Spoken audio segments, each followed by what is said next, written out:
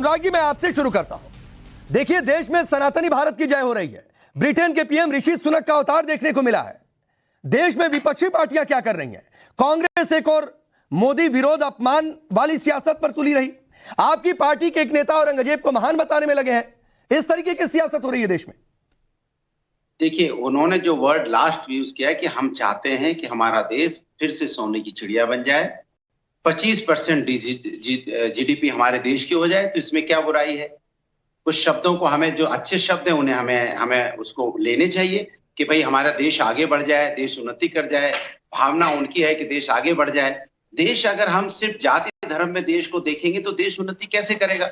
देश उन्नति तभी करेगा कि हम इसको विकास के रास्ते पे ले जाने की बात करें, हम रोजगार की बात करें, हम यहाँ महंगाई कम करने की बात करें, और कैसे हिंदुस्तान आगे बढ़े इस पे चर्चा होती रहे, निरंतर चर्चा होती रहे। तो इसमें बुराई क्या है?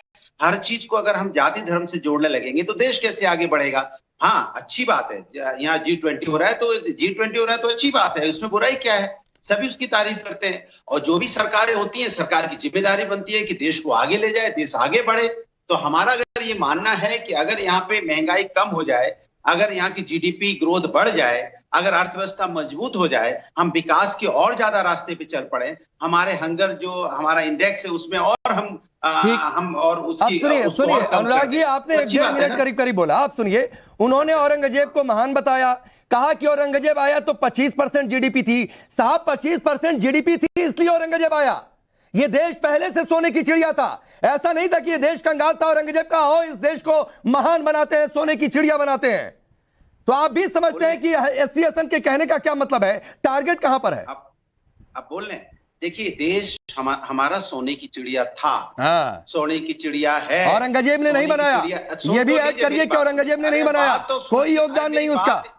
अच्छा, बोल लीजिए, मैं बोल लिया, आपने अपना हल्ला मचा लिया। मैंने कहा कि सोने की चिड़िया था, सोने की चिड़िया है, सोने की चिड़िया रहेगा, क्योंकि हिंदुस्तान एक मजबूत देश है।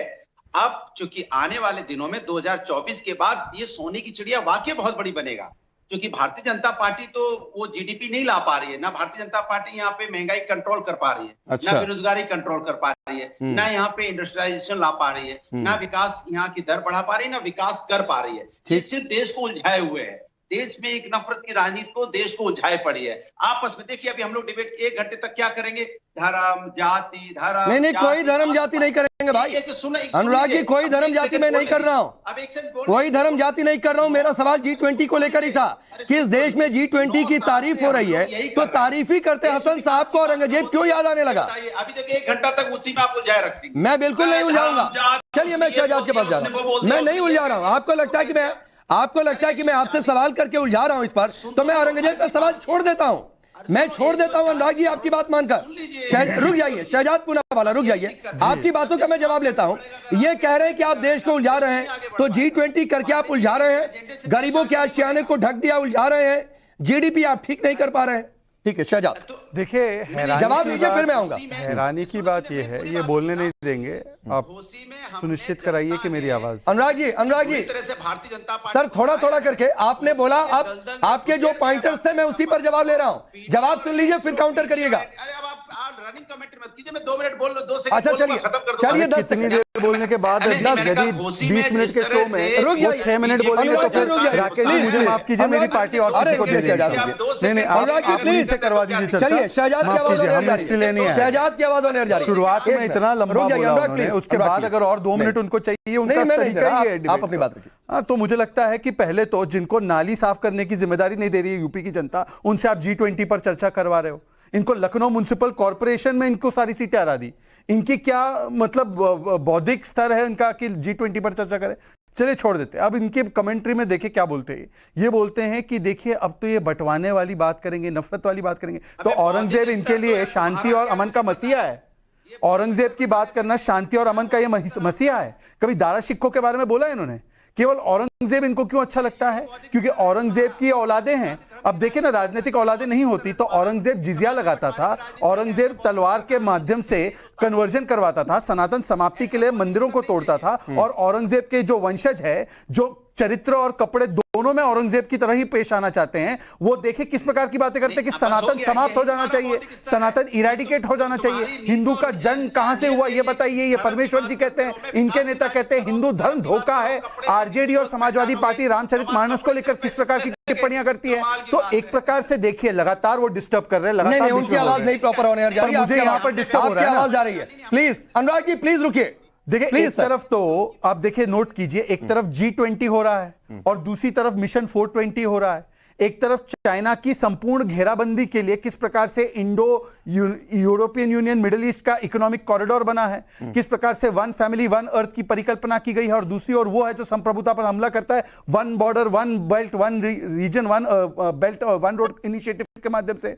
एक तरफ है कि हम लोगों ने किस प्रकार से पूरी दुनिया में एक संदेश दिया है वसुधैव कुटुंबकम का, वन फैमिली वन अर्थ।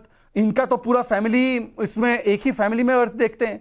और इसीलिए मैं कहता हूं कि ये दो मॉडल देश के सामने, दुनिया के सामने प्रस्तुत है, एक G20 का, एक 420 का। अब 420 के साथ कौन खड़ा है और G20 के साथ कौन खड़ा है, ये पूरी दुनिया देख रही है। और आखिरी बात देखिए, कितने गर्व की बात है कि आज जब इस कालखंड में हम आए हैं कि ब्रिटेन में भी जो 200 साल हुकूमत कर रहा था, उसका राष्ट्रीय अध्यक्ष एक हिंदू है, गर्व से वो अपने आप को हिंदू कहता है। सनातन का जो पताका है, चंद्रमा से लेकर नटराज जी की प्रतिमा हो या चाहे जिस प्रकार से शिव शक्ति पॉइंट हो, हर जगह सनातन का पताका लहराता है। तो दूसरी ओर ये लोग सनातन की समाप्ति की बात करते हैं। आज मैं अनुराग जी से पूछना चाहता हूं, स्टालिन के बयान को खंडन करते हैं क्या?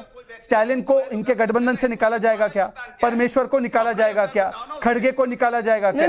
शहजाद आलोचना नहीं कर पा रहे, निकालेंगे क्या? ये आपका सवाल ही बेबुनियाद है। वो आलोचना करने की हिम्मत नहीं उठा पा रहे, निकालने की बात नहीं। मैंने ये पूछा था ज्वाइंट स्टेटमेंट देंगे क्या, आलोचना करने का?